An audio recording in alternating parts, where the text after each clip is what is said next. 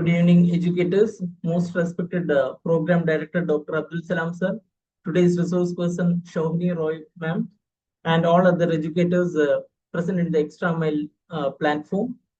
So today we are going to have a new topic: compassionate classrooms, classroom tools, and PSED. Friends, daily PSED stands for Personal, Social, and Emotional Development. It focuses on helping children build the key skills like confidence, emotional regulations, and empathy, social skills, and responsible behavior. To talk about this, today we have our resource person, Shohini Rao ma'am. Let me take the opportunity to introduce her.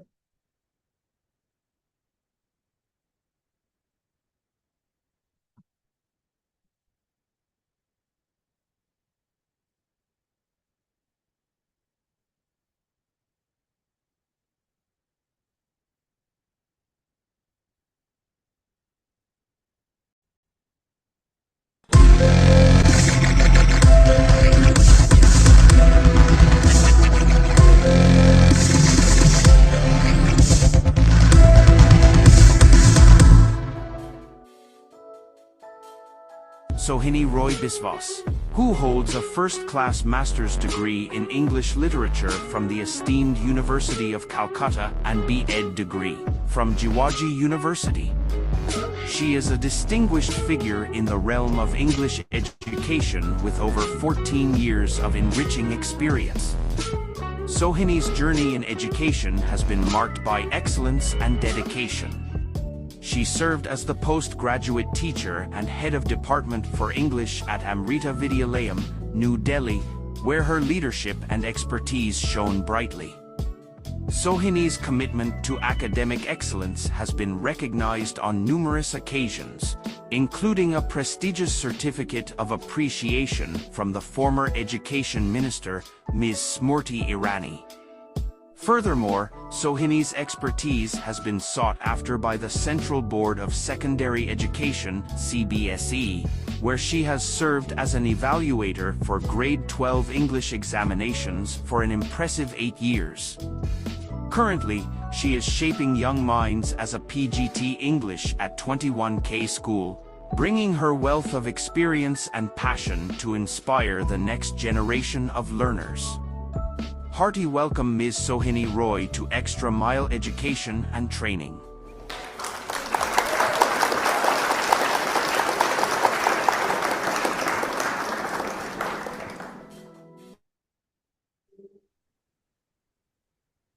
Hearty welcome, Shohini ma'am. Thank you so much, sir.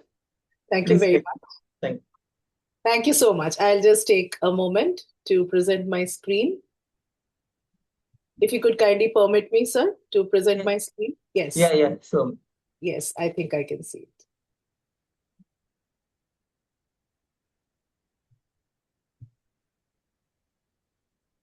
Kindly confirm, sir. Can you see my screen?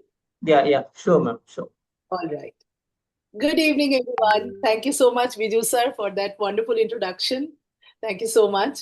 And I'm so glad to see all of you here. I can see there are already almost 90 participants in the room, and the number is only increasing. So this is so hearty. It's Saturday evening, and you all have made it a point to join this webinar, which shows your commitment to the cause of social emotional learning. But before we dive in, I want to acknowledge this wonderful, wonderful platform created by Dr. Salam, Mr. Biju, called Extra Mile Education and Training. I think it is entirely because of the two gentlemen that we are all here, learning from each other and benefiting in so many different ways. So I would request my virtual audience to put their hands together and give a round of applause for this beautiful platform created by Mr. Biju and Dr. Salam. Now, ladies and gentlemen, we teachers don't just teach subjects, right? We shape human beings.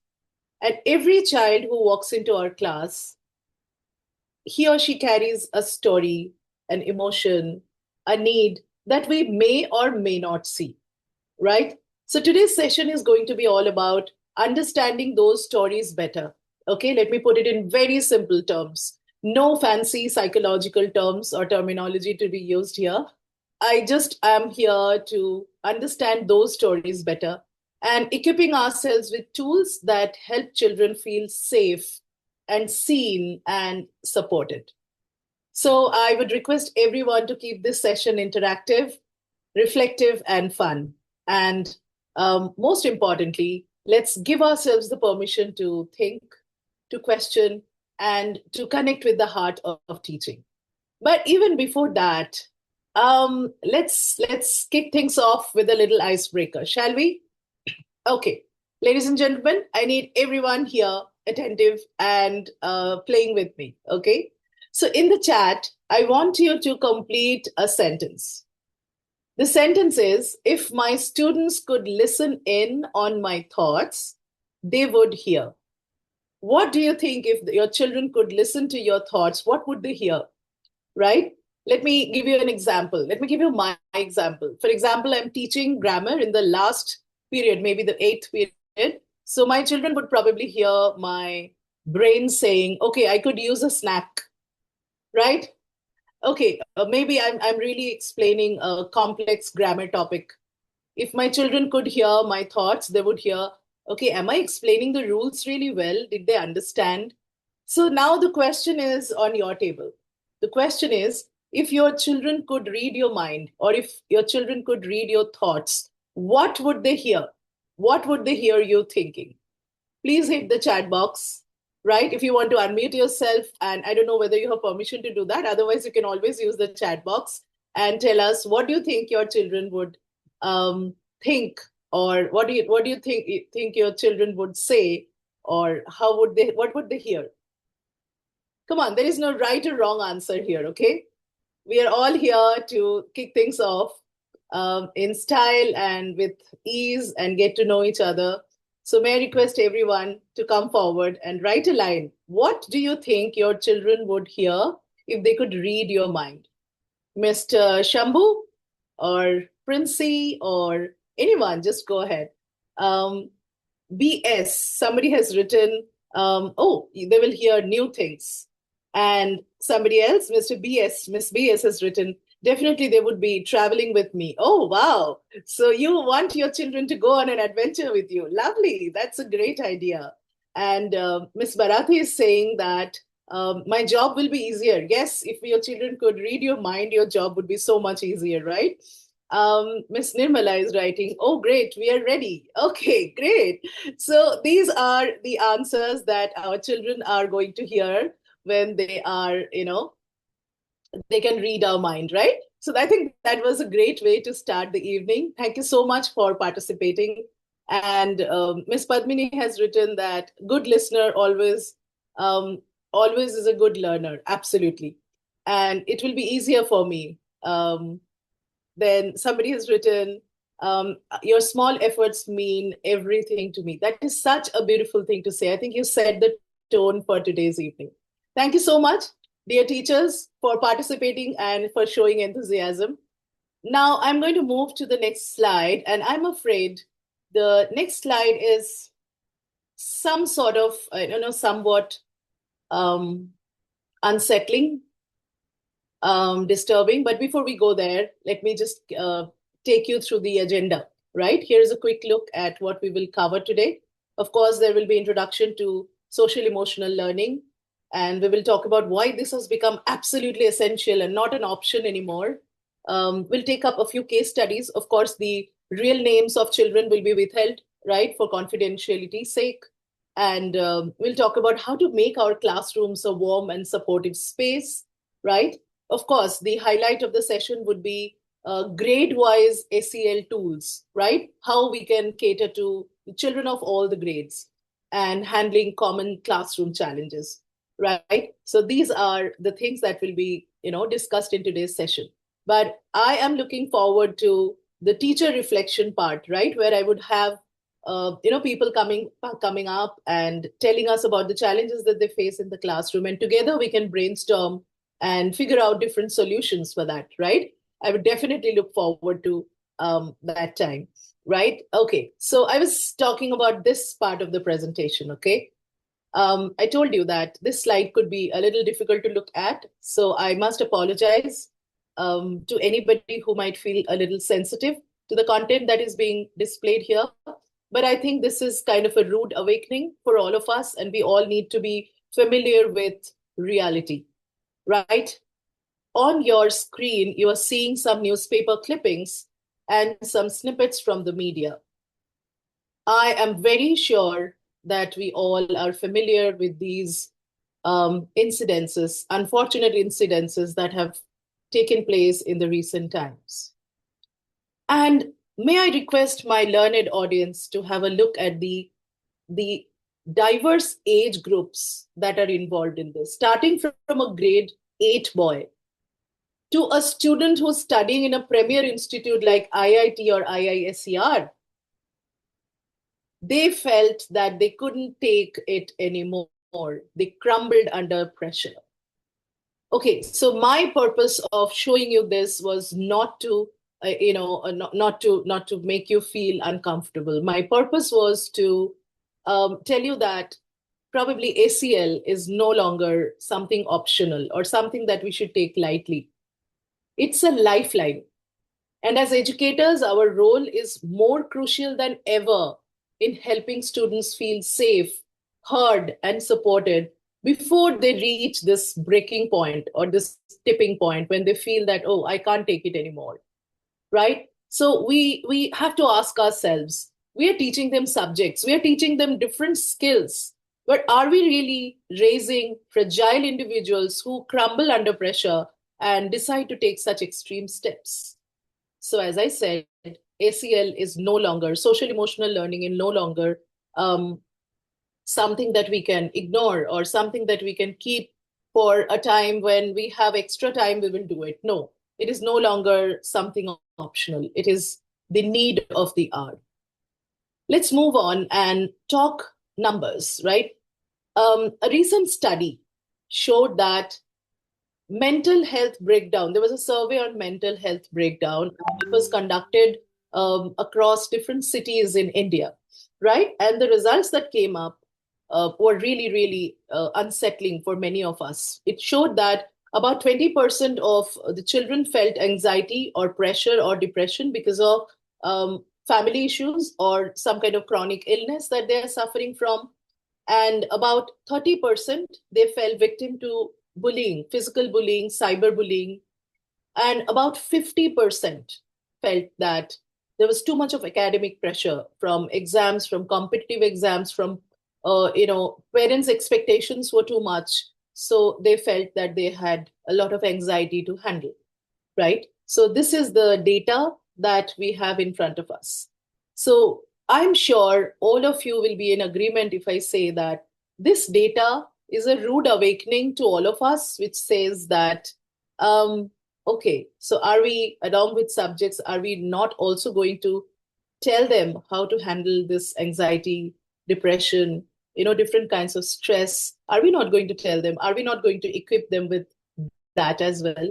So I hope that I have been able to put together some data and some anecdotes for all of us to realize why we are talking about this and why Extra Mile Education and Training thought of picking this up as a relevant topic for a webinar like this, which is being attended by so many educators from across the globe, right? From India as well as across the globe. Now, let me show you a case study. Okay, of course, I have changed the name of the child, and also the picture it's just a generated picture. I have done that for confidentiality sake, but this is something that I'm talking from my own experience of teaching, right? So there was this girl who was a role model for so many people, right? She was lovely. She was, she was everyone's favorite. And then we started noticing, remarkable behavioral changes, right? She was snapping at people. She was rolling her eyes at teachers. She was not ready to cooperate with her own peers, right? The peers that she was so pally with. All of a sudden, she was absolutely not she was not gelling with anybody. She was not going to the activities. She was not ready to take part in group activities. So she was a different person altogether. She was a different girl altogether. And what happened was, most of the teachers ended up, that is very unfortunate. Most of the teachers ended up discussing what's wrong with her. right? So I'm sure, many of you wouldn't probably do this, but I'm sure also that you have seen teachers who always judge the surface and arrive at a conclusion and say, what's wrong with her? Now, just go through her story. So something really went amiss with this girl, and that's the reason why she was the way she was behaving, right? So this is what everyone saw. A girl all of a sudden defiant, snapping at everyone, rolling her eyes, fighting with her classmates, and everyone was wondering what's wrong with her. Because this is what everyone saw. But what nobody knew is now in front of you. Her parents were undergoing a nasty divorce, right? The separation period is never really sweet for the couple, and most certainly it is not sweet for the children in the family. So the night before, she cried herself to sleep. She skipped her breakfast and she came to school. When she came to school, she was already anxious, exhausted from the the sleepless night, and her body was on high alert, right? So any stimulant that she got, she reacted to it. Yeah. So when somebody approached her for an eraser, maybe she snapped. When the teacher said, corrected something, she rolled her eyes. So what she was doing was basically she was manifesting what was happening to her. So this was an incident that we took up very seriously. We did a probing and all of that, and then the counselor in our school, she took. I still remember she took a session with all of us, and she said, ma'am, the question shouldn't have been what's wrong with her. The question should have been what happened to her. Why did she change all of a sudden? What is the factor that is causing this change, right? So from now on, let's be a little more sensitive towards what the children are feeling and why they are reacting in a certain way. Only then we will be able to give them that required support, right? Otherwise, what will happen is the school will become just a reflection of what is happening at home, and she would have no place, no safe place where she could go to and confide in anybody, right?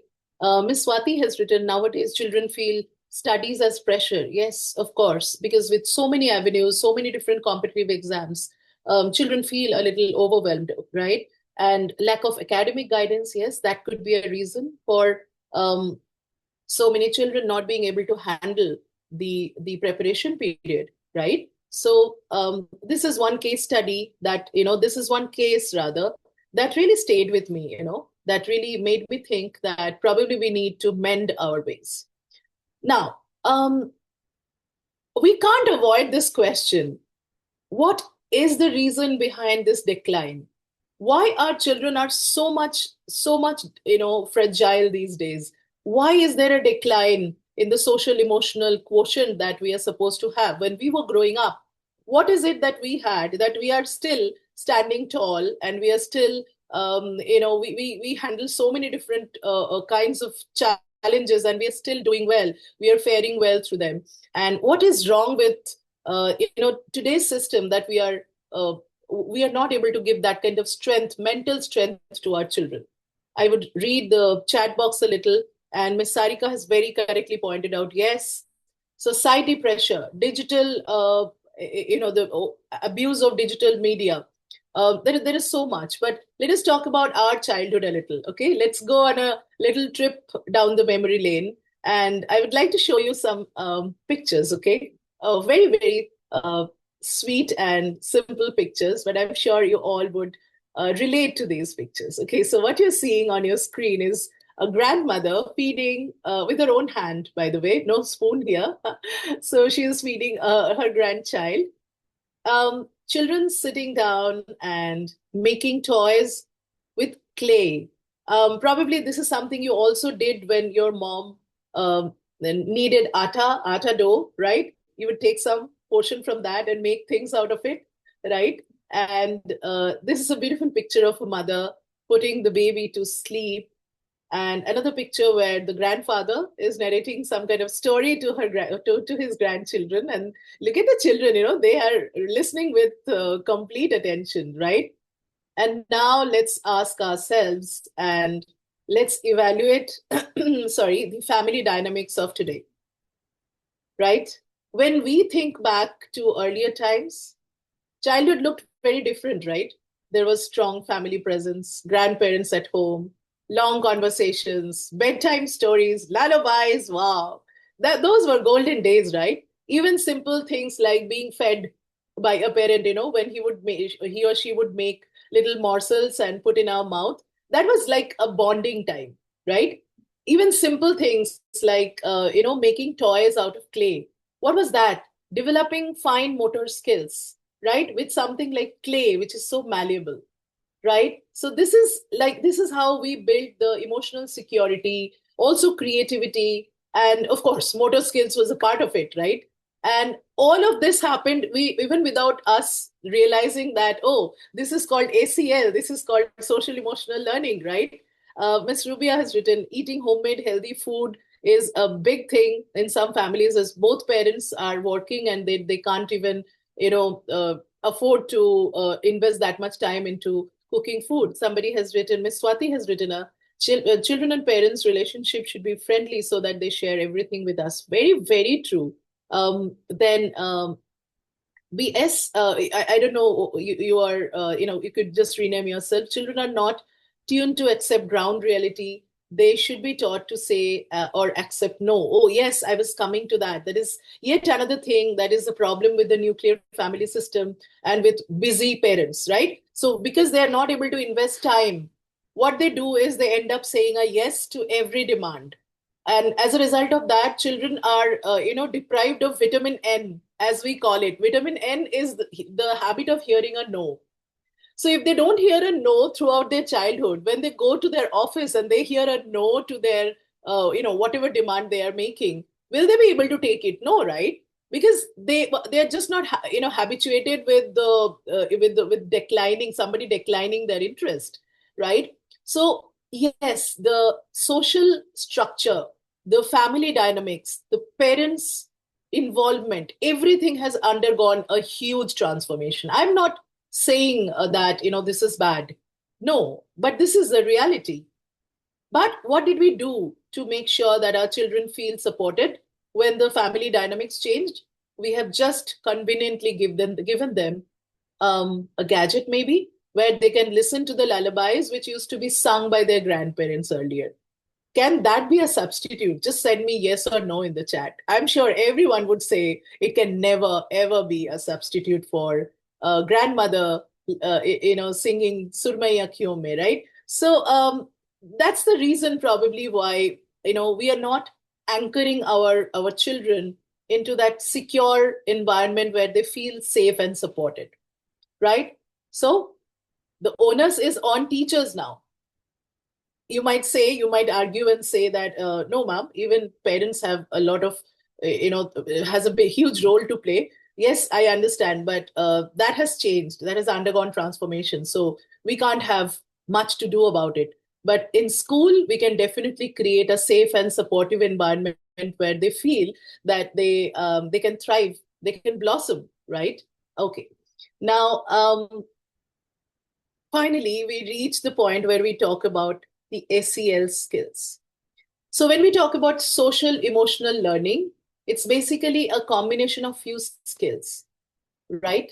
They build, the skills are in front of you. They range from social awareness to self-awareness, from relationship skills to responsible decision making. And when you have a very good look at these skills, ladies and gentlemen, I'm very sure that you will be in agreement again when I say that without these skills, you cannot think of having a healthy life. You cannot think of having a happy life, not as a child, not as an adult. So these are the skills that we all need. And the building of these skills has to start early, has to start really early, and it has to start at home and then in school, right? I will take a couple of messages from the chat. It is so heartwarming to see that this audience, I can already see that the number has soared to 181. That's wonderful. And the audience is so participative and you are continuously sending your thoughts and musings. That's wonderful. Mr. Anil has written, teachers have a very important role. Yes. Ms. Swati has written, present generation children we have to handle very, very sensitively. I couldn't agree more, right? Okay. Now, why is SEL skills even matter? Right? Our job as teachers to teach my subject well and develop those skills along my subject. Why should I be bothered about ACL skills? See, it's just like planting a very high yielding mango tree, right? To a really fertile soil, which has all the potential to grow into a big tree and yield tons of mangoes, and then not give it any sunlight. What will happen, do you think? Will the mango tree grow? Will it grow to its fullest potential? Will it start yielding mangoes? No, it won't.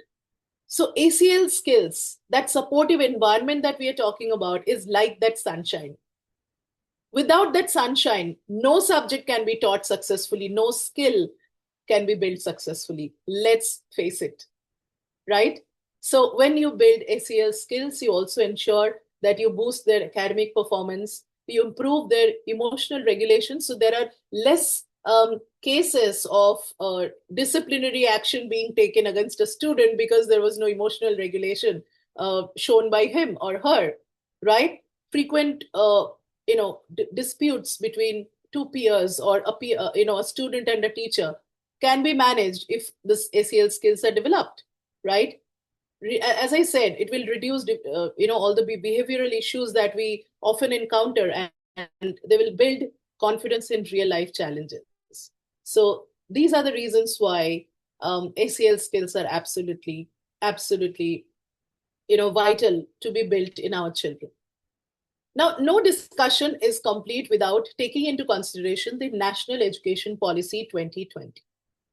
Now, we are talking about ACL skills, but does this have a role to play in the NEP also? Do we have mention of ACL skills in National Education Policy? Oh, yes. It is very, very clearly stated that we have to develop ACL skills in our children. And what are the cues and what are the key words and terms that the National Education Policy has used? They have used terms like happy classroom, right? So a happy classroom is a safe space where children can thrive and grow. Then NEP suggests us giving them mindfulness periods where we make them practice yoga, where we make them practice meditation, right? Mindfulness activities. All these things are mentioned in the National Education Policy. So imagine people who really did a thorough research and explored the entire globe, even they are of the opinion that ACL skills are important. Art integrated expression activities. We'll talk about it in detail in a while, but art integrated activities are going to be an excellent way where children can just unwind, right? They're not under any strict regulation. Okay, you have to draw in this way, you have to sing in this way. So this is an excellent way to vent out your creativity. And finally, life skills period, right? And also the morning assembly time. All these are very clearly mentioned in the NEP. Right. Now we are moving deeper into the topic of imparting social emotional learning into our children. Now, I would like you all to reminisce your school time, school days, and write in the chat that one typical line that your teacher would always say and you hated it. Right? For me, that line was, why can't you all be like Neha? Okay, so this Neha, okay, if there is a Neha present here, okay, no offense, okay. So there was this Neha in my class who was a model student, okay. She was a great performer. She was, academically sound. She was, co-curricular activities. She was the best, and she was a model in terms of behavior. So all the teachers would always come to the class and say, "Oh, you have done it again. Why can't you be like Neha?" So if you had any such line which really peeved you, which really made you angry or upset, said by your teachers, you can drop that in the chat. I would like to hear it, because I'm sure growing up we have all had such teachers who were really rude and who would say harsh things. Probably they didn't mean any harm, but they did say these things nevertheless. Hello, Sudha ma'am. It's lovely to meet you. And yes, Miss Pinky has written, we add ACL in our LPS, and in the introduction. That's wonderful. We haven't reached that part yet, but yes, that is the ulterior goal, right? Okay, so if you have any such line that you can remember said by your teacher, you can say this. Hi, this is Kasim Khan from DePaul School. Hello, sir. Very good evening. Okay, Miss Swati has written, exactly, ma'am. Comparing with others, which is still is a legacy going on till this generation. I know, right? This is so annoying when you are compared to another child and you don't even have any match with that child. So now, on a serious note, how does it make you feel when you are compared to another child who's okay, doing very well academically and otherwise? It makes you feel like someone inferior, right? It makes you feel that, okay, you are not at par with her. So, what is this teacher? What was this teacher, my teacher, who said, why can't you all be like Neha? What was she doing? She was doing multiple harms without realizing. A, she was spoiling the beautiful bond that we all shared with Neha, because then we started, okay, looking up to her and treating her like a goddess, right? That was not required. Another thing was we all started developing this inferiority complex, thinking, oh, okay, so I am not like her, so I can never be good enough, I can never be nice enough, right? So these are the statements that we often end up giving.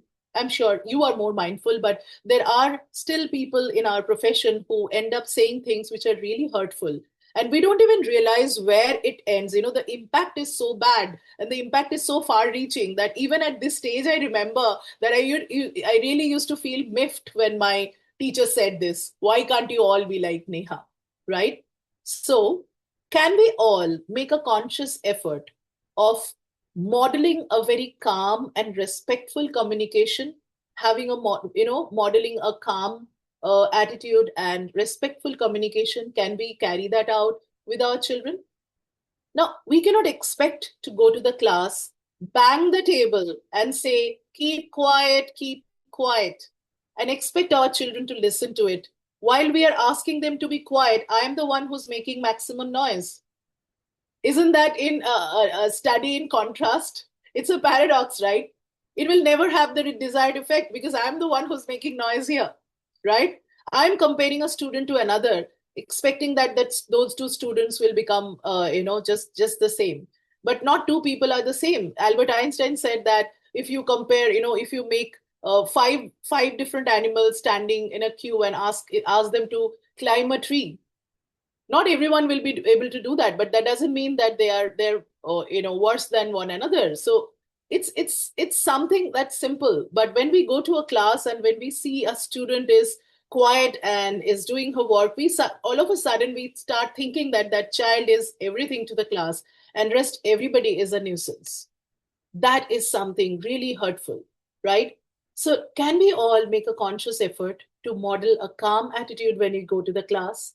And our communication with our I'm so sorry, our communication with our students will have to be really respectful, right? We have to show acceptance and warmth toward all students. They all come from different backgrounds, they all have their different merits and demerits. It's a mixed bag. It's not a class full of minions, right? Oh, wow, I have got some 20 messages poured in my chat box. It is so heartwarming. Your participation is overwhelming. Miss Shobana has written exactly, and Miss Princey has written yes. True, no comparison. Each student is unique. I couldn't agree more with Mr. Shambhu. Thank you so much for reaffirming my faith in what I'm saying. And another thing that we teachers often forget, that we're so used to saying things, speaking up, that we forget the merit of listening. So when we demonstrate active listening, sincere listening, it's not just pretending to listen, but when we are actually listening and we are also considering the perspective of both parties, we help children develop that faith in us. Okay, ma'am is also, or sir is also going to listen to me, my side of the story, my version of it. So what am I doing? I am making them develop faith in the system, in schooling system, in teachers, in the classroom, amongst the peers. I'm developing a very strong bond where children would not have to hide anything. They would not have to withhold. They would not have to hold on to their grudges and take out revenge in different ways. No, they would know that they can come up and they can share their problems. Teachers would listen. They would not take sides. They would not show any favoritism, and they would treat everyone equally. So let us model that behavior from now on. And let us make it a point that we don't ever ask the question, why can't you be like Sneha? I'm sure you don't, but just because I remembered, I thought I'll share it with you. Okay, so enough of enough about my school life. Let's walk into a classroom where you will you will observe an activity in progress, and I would like everyone to pay really close attention to the video. It's about a 1 minute video, okay, very short. And after that, we can go ahead and answer a few questions that I would have from this video, okay? So it's a really sweet one, but it makes us ponder, what sometimes happens is really unfortunate too, okay? सपना तो सब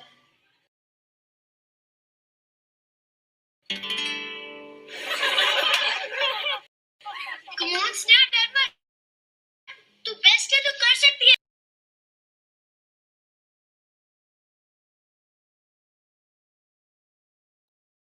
I'm so sorry. सपना Yes. तो सब Come on, Sneha, डर मत. तू best है तो कर सकती है. Come on.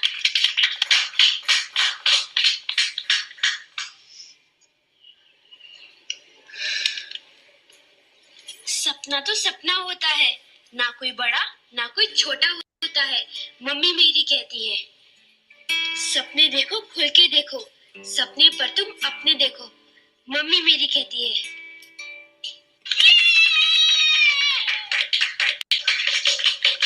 करण, आपकी बारी. Come on, Karan, all the best.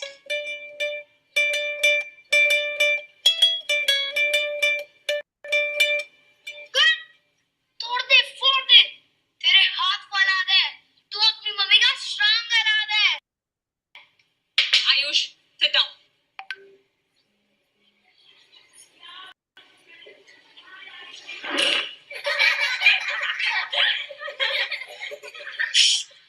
करण, तू हार मत मान. तू फिर से ट्राई कर. तू कर सकता है. Come on. Ayush, come. I said come here. हाथ ऊपर कर.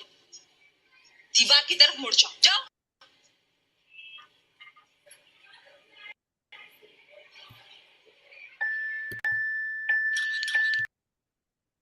I'm sorry to have spoiled the fun. I wouldn't show the entire movie because it would take up a long time.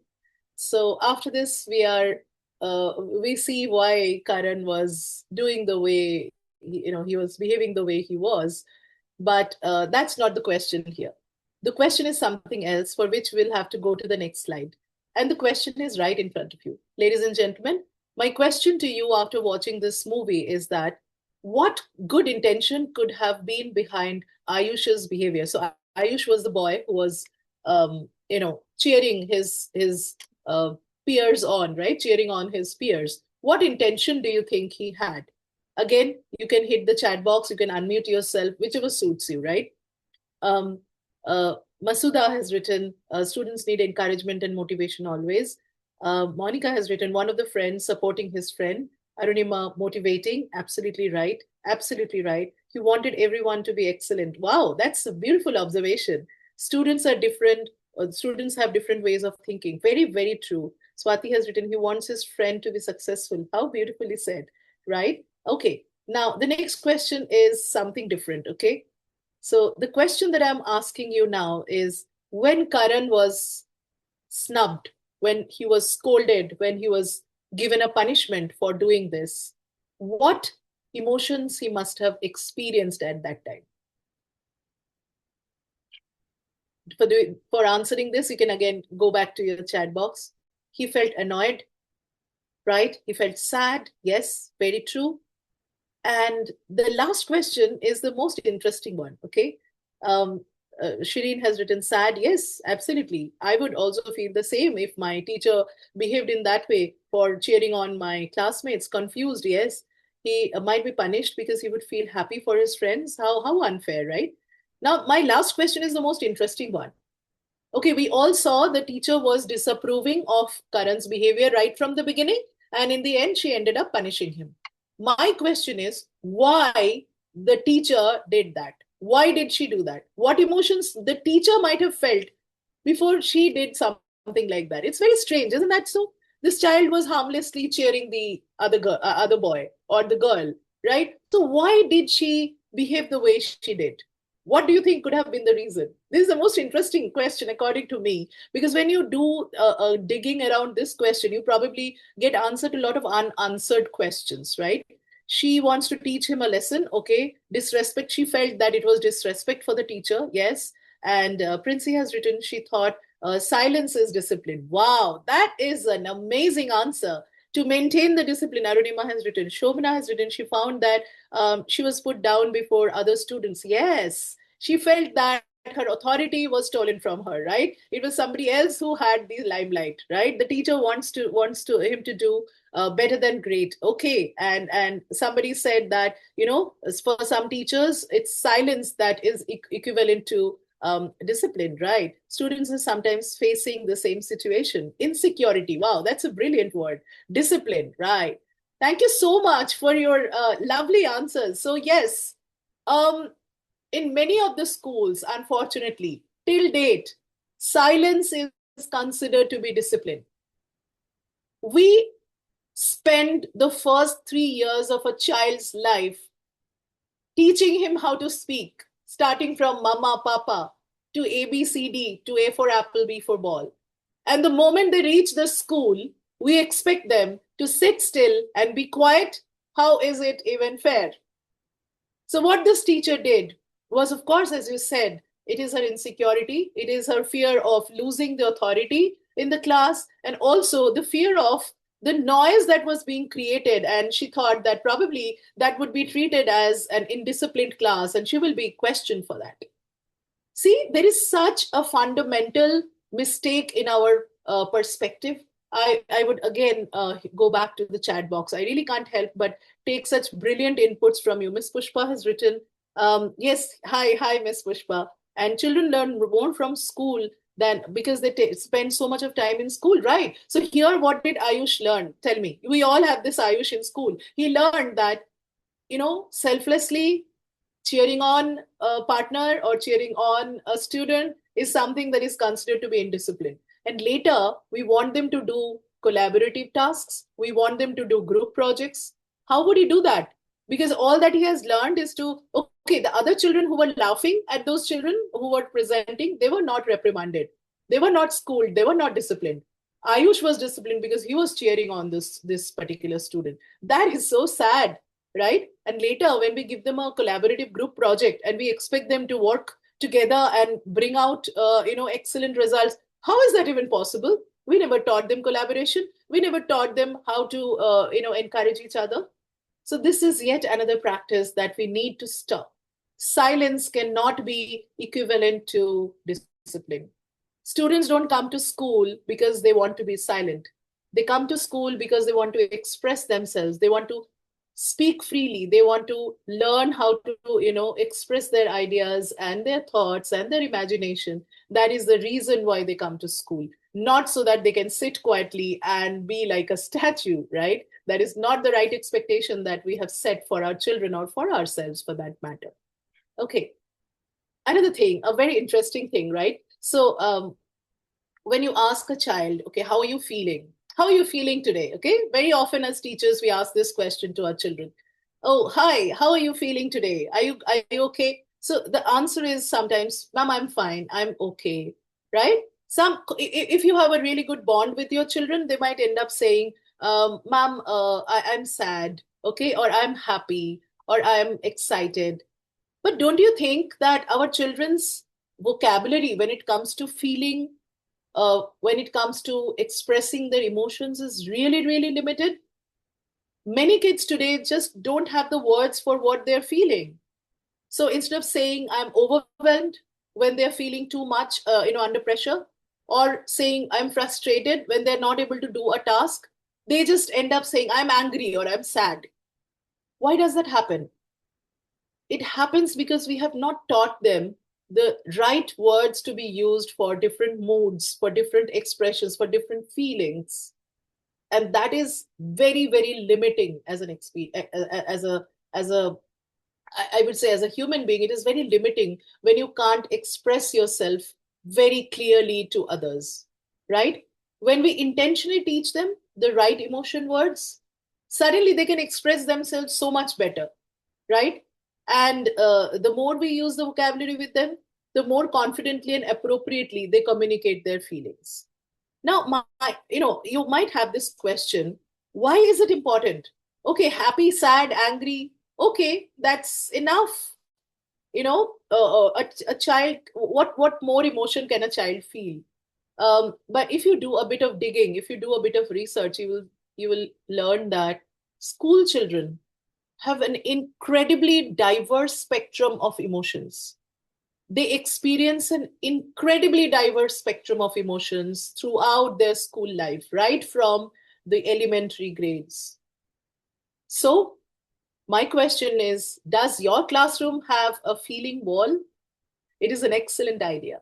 Okay, especially for teachers who are teaching the elementary grades, the early years, it is an excellent idea to have a feeling chart displayed on your wall. These are the words that will empower our children. And if all emotions get lumped into anger or sadness, they can't even figure out what they actually need or what they actually want. Giving them the right vocabulary is like giving them a toolkit. Once they know the words, they can ask for help. They can calm themselves better and build healthier relationships, right? So, emotion words aren't just language, they're actually life skills. And children would require this as they grow up and even after they go out of the school, right? So, a feeling chart is a must in a classroom, especially in the elementary and in the primary grades. Now, when you look at this feeling chart, I would like you to notice how beautifully it is. By the way, this is, if I'm correct, this was taken out by the Harvard University, and there was a research that was done, and these are the emotions that they figured out. Most commonly, school children face. And see, I would invite you to see the range of emotions. So when the child is feeling happy, it's not just happy.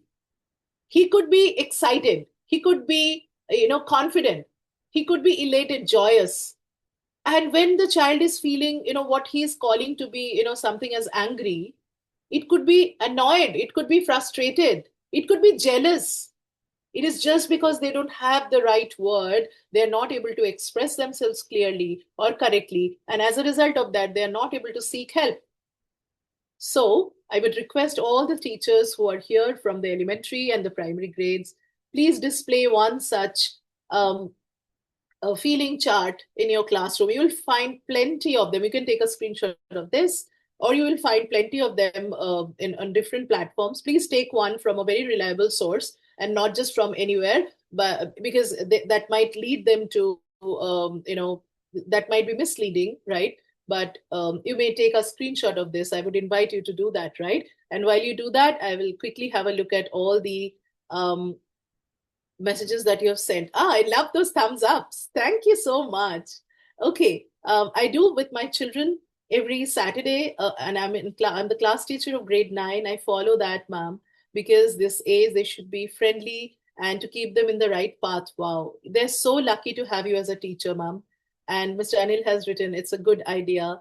And Monica has written, they share their feelings with their teachers, right? Very true. And let us now, for expressing their feelings, let us give them the right words, right? These are the words that empower, right? They will know what to say. So if I'm feeling bad, I could be angry, I could also be frustrated, and I could also be annoyed, and I could also be jealous, right? So these are different words that I need to give to my feelings in order to express myself better, right? Now, let's talk about nurturing a supportive classroom.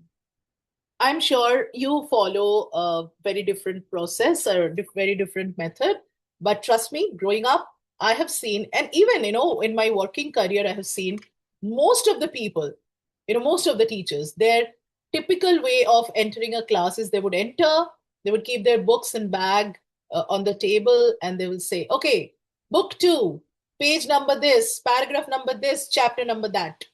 And that's how the class starts.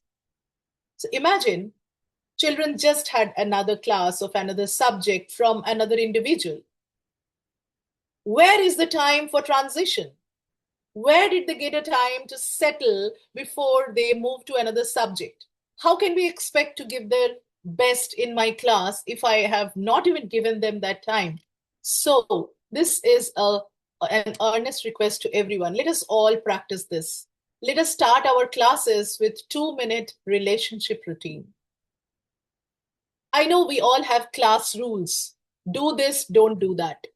Can we now call them class agreements? What are rules? Rules are imposed by somebody in the authority upon somebody who's inferior, who's subordinate. And what are agreements? Agreements are something that are established between two equals. So when we bring the level of children up, when we tell them that you and I are just on the same plane, so can we have agreements instead of rules? What are we doing? We're empowering our children. We are giving them agency, and we are telling them that you are not to be put down by anybody else, by anyone in your class or in the school. And please celebrate the small wins. This is something I keep on saying. I'm so sorry to be repetitive. At the first instance of something wrong done by the child, we pick up the diary and write a note. He did not do the homework. He did not bring his notebook to school. He did not submit his project. Why can't we pick up the same diary, the same school almanac, to write notes of appreciation with a small smiley? Imagine the pride the child would experience to take that diary back to his parents who have been used to seeing all the negative comments in the almanac, and see a very positive thing such as Ayush solved all the questions in the class today, or Ayush or Ayushi sang wonderfully in the school assembly today. Something very simple, something very organic, I would say, right? But let us celebrate every small win. Why would my child want to behave well when I'm not celebrating the good behavior, but I'm definitely punishing the bad behavior? So let us celebrate the small wins. And by doing these 3 things, actually we can transform our classrooms into a very nurturing and supportive environment, right? Okay, now coming up next is the language we use in the classroom, right? So language is something that is incredibly powerful, right? When you listen to these MUN leaders, you get goosebumps and you think, wow, how beautifully they speak. But when we are in the classroom, we are very, very traditional, conventional in our approach. Isn't that so? It's like, why didn't you do your homework? Why did you go out? Why were you outside the class? It's always in a very judgmental tone that we speak with our children. Now, for once, instead of labeling a child as lazy or careless or disruptive, can we use a bit of non-judgmental language, maybe, right? For example, instead of you never pay attention, we might say, can I help clarify something? I can see that you are unable to complete the task. Can I help you? Can I help clarify the concept? Now, how is it different? Why didn't you do it? And can I help you doing it? How are the 2 versions different? See here, in the first case, the focus is on the child. Whereas in the second case, the focus is on the behavior. So the child doesn't feel that I am my behavior. No, that is just a manifestation. That is just one task. Let us not equate the task and the child. So when we say, can I help clarify the concept? Can I help you in solving that? Instead of saying, why didn't you do it? At finger point, right? Putting him or her at finger point. What we are doing, we are making him more defensive. Okay, so he will go to a corner and say, okay, my dog ate it. I don't know what happened. But we are making them defensive. But using non-judgmental language will always keep the focus on the behavior and not the child. It will help them feel safe. It will help them, more importantly, feel respected and understood. And they will say that, okay, my teacher understands me well, so I can seek help. But I will not let you go from here without giving you a short task, okay? It's a very short task and it is on your screen. I would ask every one of you to go to the chat box again and say the following in a very non-judgmental way. Okay, this is a commonly used dialogue by all teachers. Don't disturb my class, right? Whenever children are making noise or they're not listening, don't disturb my class. How do you think you could say that in a non-judgmental way? Okay, I'm flooded and inundated with messages in the chat. I would apologize because I may not be able to write all the, read out all the comments that I'm getting here, but they're really, really encouraging, really encouraging. Oh, Miss S. Tamilissevi, oh, you're from Amrita Vidyalayam. That's lovely. So we have something in common, right? Okay, so Miss Shobna has written, can I have your attention, please? This is so beautiful, right? You don't have to say, don't disturb my class, right? You don't have to sound harsh or rude. You can simply say, may I have your attention, please? Right? Can we have the 3 count attention span grabbing exercise, right? Instead of saying, keep quiet, don't disturb my class. Are you all with me? Wow, Nazia, this is something really beautiful to say. This is going to be my favorite too. Are you all with me? Hello, eyes on the board. This is the approach that you have, and your students would instantly fall in love with you. Miss Malika has written, I feel the class is getting a bit boring. Let's do some. Wow. Can we all go to the chat box and read what Miss Malika has written? I feel the class is getting a bit boring, right? So let's do some fun activity. You instantly have got back their attention without getting into a negative zone, without doing something or saying something bitter, right? Everyone outside is making noise. Should we join them? Right. That is such a beautiful thing to say, right? I'm losing my thread. I'm losing a thread of my content. So can we please bring it back? Or an icebreaker. Sonia, that is such a great idea. See, this is the beauty of this platform. When we are here together, the best practices are shared and we all benefit from each other. That is beautiful way to say it, Miss Sonia. And thank you so much again for your hearty participation. Now, a few quick mini lessons that we can do in our class to implement SEL on a regular basis. First of all, thought behavior tool, right? So let us ask, especially again in the till grade 5 or 6, this is something that we can actively implement. Thought behavior tool. So we'll give them 3 steps. Where before you do something, you will have to stop, then you will have to think, and then you will have to act or choose, right? So when we do this as a practice in the class, every time there is a situation that arises, we are bringing them into their, bringing that into their habit. We are making it their habit or disposition. That whenever a situation arises, I am not supposed to react immediately. I am supposed to stop, think, act. Stop, think, act. Let us say this over and over again to make sure that our children follow this path before they take action, before they do something. Stop, think, choose. Stop, think, act. Okay? Now, another beautiful word that is really underutilized, and that word is yet. Instead of saying, I don't know, let us make the habit of for our children to say, I don't know it yet. So the moment they add the word yet in their vocabulary, in their sentences, what they're doing, they're opening that little door of sunshine through which the opportunity comes in, right? There is a scope to know. Okay, so I don't know it yet, but I will do a research and I'll read a few books, I'll find it out, I'll speak to my teacher. I don't know it yet. I can't do it yet. I can't solve the sum yet, but I will do it.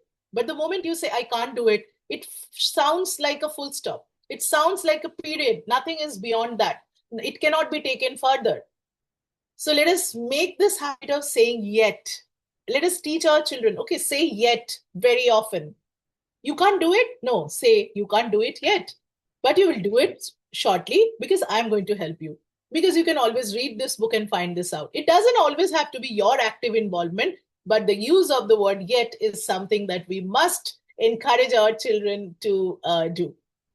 And the last thing, which is, I'm sure many of you are doing, which is a mindfulness exercise of 1 to 2 minutes before any assessment starts. Let's do it, right? So probably these children have already slept late the previous night because they were revising their syllabus. They have come to school and again they have gone through the syllabus. They have spoken to their children who are equally anxious. Before the assessment starts, can we just keep the papers aside, the answer sheets aside, ask them to settle down? I'm sure this is something that many of you are doing. Many of you are doing. Ask them to join their fingertips. Okay, so this is not anything that is communal, right? Everyone can do it. So it's just joining the fingertips, closing the eyes, and breathing in and out. This is a way to calm down the entire system, to feel reassured.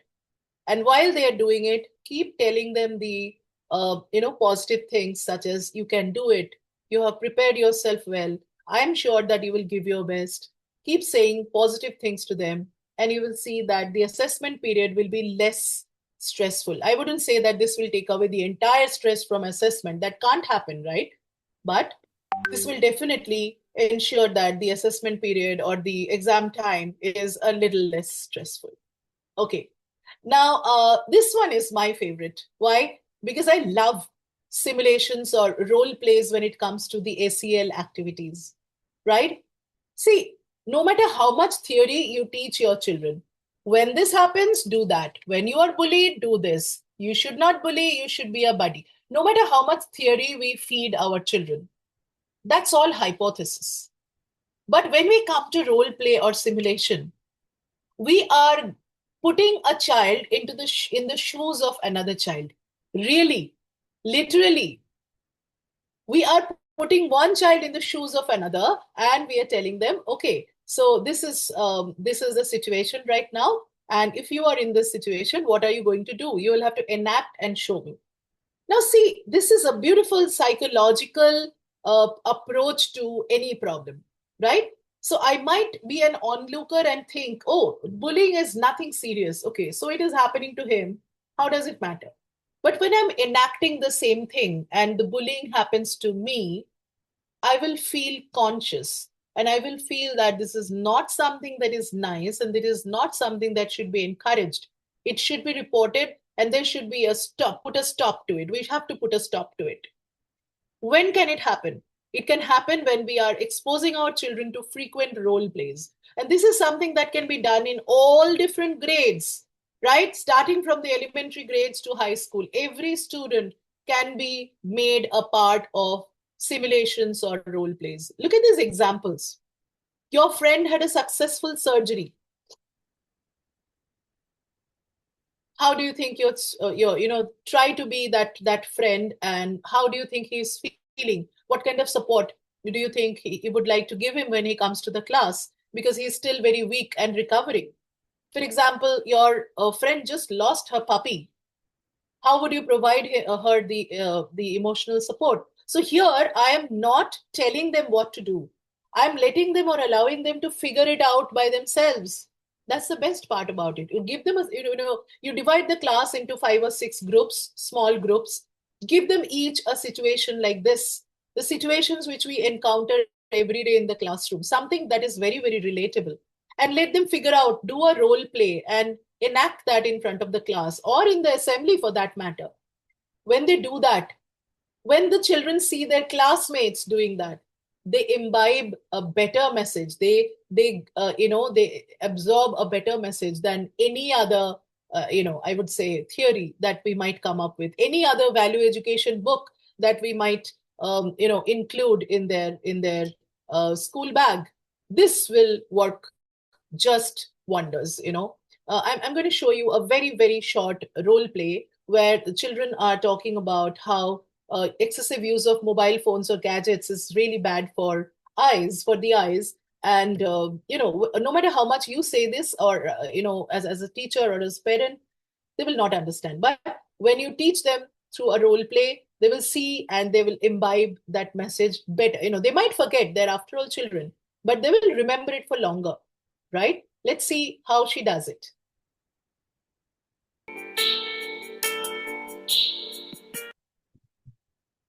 So these are middle school children. Here is a girl who comes back from school I'll quickly narrate because looks like the video is lagging. And her mother serves her food. She is constantly on her gadget, on her device, and her toy has also become unnecessary. She just wants to, continue playing on that gadget, on that device. And finally, she starts experiencing burning in her eyes. And then the mother takes her to a doctor. The doctor explains why, in particular, exposure to gadgets can be really harmful for the eyes, right? And imagine this being this being conducted in the school assembly or in the class. This, don't you think this will send a message which is really loud and clear? See, the eye checkup is being shown, and the doctor is suggesting. The doctor can actually say what are the different harmful effects of using gadget for a really long time. This is the magic of role plays, right? And I'm so sorry this video did not play. I'll probably share it with you later. I'll share the link and you can get an idea how role plays can be really beneficial for our children. Now, this is the highlight of our today's session. We are going to talk about 3 different phases, or grade-wise, we are going to see how SEL activities can be conducted. I hope that you make notes, and I hope that you get some new ideas from here that you can implement. I'm sure, looking at your messages in the chat, this is so beautiful, and this is so heartening to see that you are doing such. Okay, Monica has written, we have already done this role play. See, this is so nice. Okay.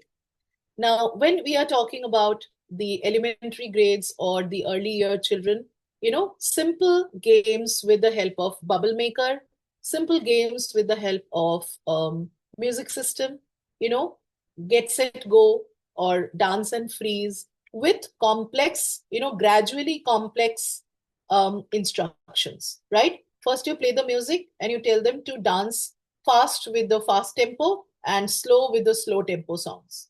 And then you reverse the instructions, okay? So this is something that we will probably have another day where we will discuss these only these activities in detail, but you can have a look at how these activities can be really beneficial and really instrumental in bringing those changes, such as breaking a bad habit. There are many children who bite their nails, right? So when you do this bubble activity, what is the activity? You blow some bubbles and tell them that even if the bubble lands on you, you cannot touch the bubble, you cannot burst it. They will have the impulse, but they will have to control that. So what is it doing? It is showing them self-control, controlling urges, and they are breaking the bad habits. So these are some of the easy and gamified ways of showing or teaching self-management, an important social emotional skill, right? Another thing is giving compliments to your peer. Trust me, my dear friends, if you try this in your classroom, you will thank me later. Okay, so just pass few chits. Okay, ask everyone to take a chit out of their bag or from the notebook or somewhere and tell them to write one compliment for the student who's sitting next to him, or randomly to somebody else, right? You will see how that brightens up their faces when they receive appreciation from their own peers, and they get to know, okay, but make them very, very specific. I wanted to thank you for, you're a wonderful person because, you are a great friend because. Ask them to make those compliments very, very specific, right? What does it do? My friends, they make the students receive a lot of validation, and very genuine validation, not from social media, huh? They get that validation from their own peers, and very concrete validations. So this person is calling me a great friend because I did this for her. So peer compliment activity is a great way to to have a nice and a culture of healthy bonding, a culture of great friendship in the class, right? Without doing much, and make it a regular habit. Every week, do it once. Okay, you have to compliment your friend on something. So give her a chit or give him a chit and tell him or her why you think this about him or her, right? Now we can't go without talking, taking into consideration the teenage years. This is a emotional roller coaster, right? And there is actually science behind it. In adolescence, the brain is still under construction. right? The amygdala, which handles the big emotions, that is super active. But the prefrontal cortex, the part that handles logic, say judgment and impulse control, that is still developing. So what happens is feelings hit fast and strong, but the braking system is still warming up. It is still not ready. And that's why in the teenage or in the adolescence, we see that such violent reactions from our children, right? So a few quick ways to do emotional check-ins, right? Start your class by doing a quick check-in on students and strength-based affirmations. Ask them to maintain an affirmation diary where they write their regular affirmations. So when they write them again and again, I am a good student, I am capable of achieving great things in life, such positive affirmations will make them develop faith in themselves, right? And of course, let us make ACL a part of academic content. We are fast coming to the end of the session. As I said that ACL is no longer optional, but unless and until we make it a part of our lesson plan, unless and until we make it a part of our calendar, it is impossible to follow, or it is impossible to have different activities in sync with each other. So right now we are coming almost to the end of the session. A new academic session is about to begin.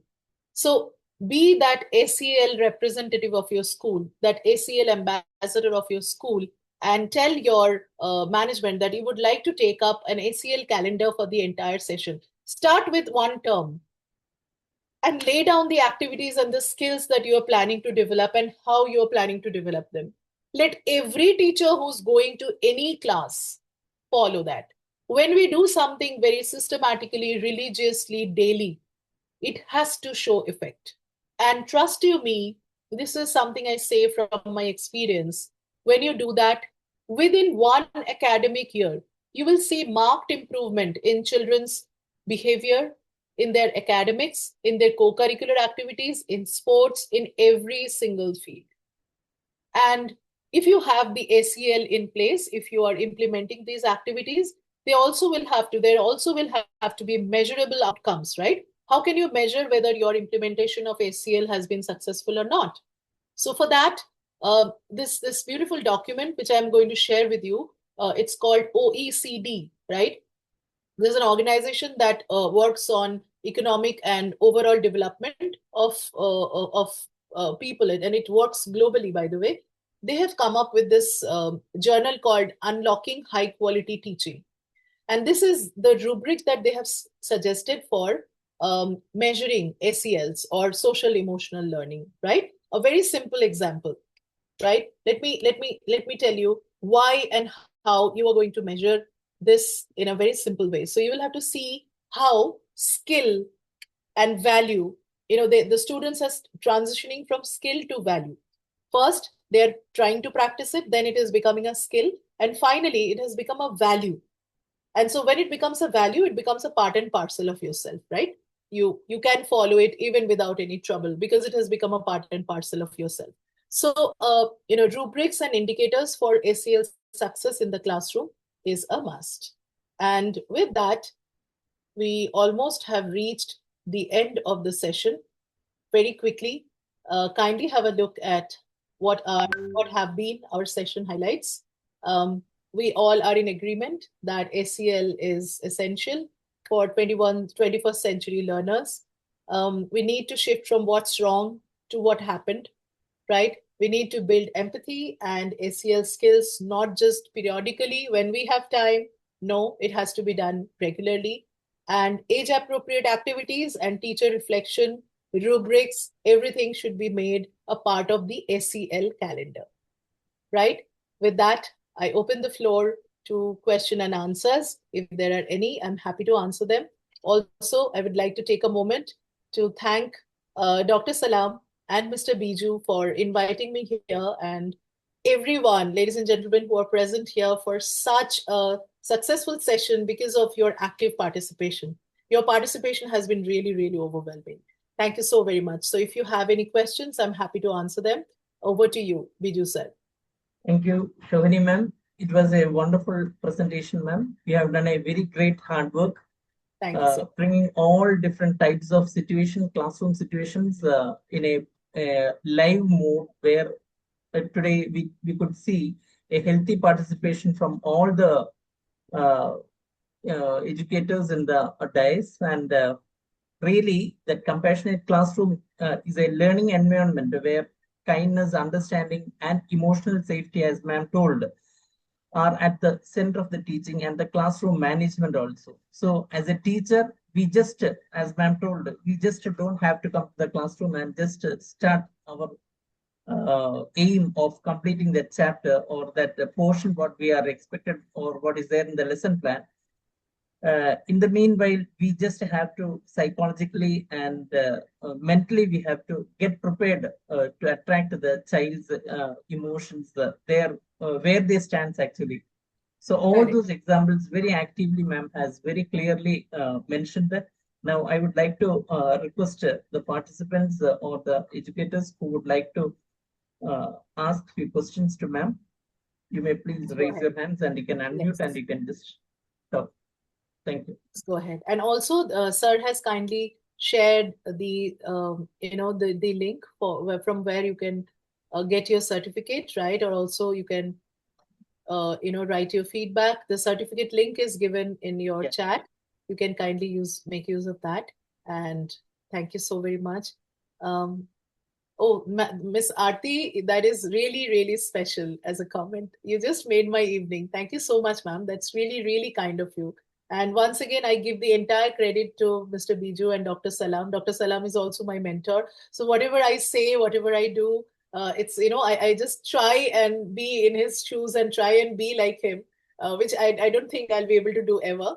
But I have learned a lot from him. I'm really indebted to Dr. Salam and also Mr. Biju for creating this beautiful platform where so many people, we all can come together, we share our best practices and make teaching a really, really noble profession once again. No, So actually, really, we would like to thank you, ma'am, because every teacher, as he or she, as soon as we reach the classroom, we will be in a hurry to come to our learning areas. In spite, we may not think what is the emotional situation where the child is going on and how we can tackle that first and then come to the portion. So every teacher, it's a very good point. As soon as we reach, not going into our study areas, instead we can just think about them, bring their attention towards us, have some crack some small jokes, get their attention, and then we'll come to the class. So it was really a wonderful session. I couldn't agree more. Thank you so much. Thank you so much, Mr. Biju and Dr. Salam. And thank you to everyone for writing these kind words in the chat. It was your participation that made the session so special. And thank you so very much for that. Thank you, ma'am. Thank you. Thank you. I would like to thank Dr. Abdul Salam sir also for his valuable contribution towards this session and bringing such a eminent personality to give a wonderful session to all the educators, which would help each one of them to do better on the coming days. Thank you, ma'am. Thank you. Thank you so much. Thank you, sir. And thank you to everyone. Have a great weekend ahead, and I will see you again. Thank you so much. Thank you all. Thanks.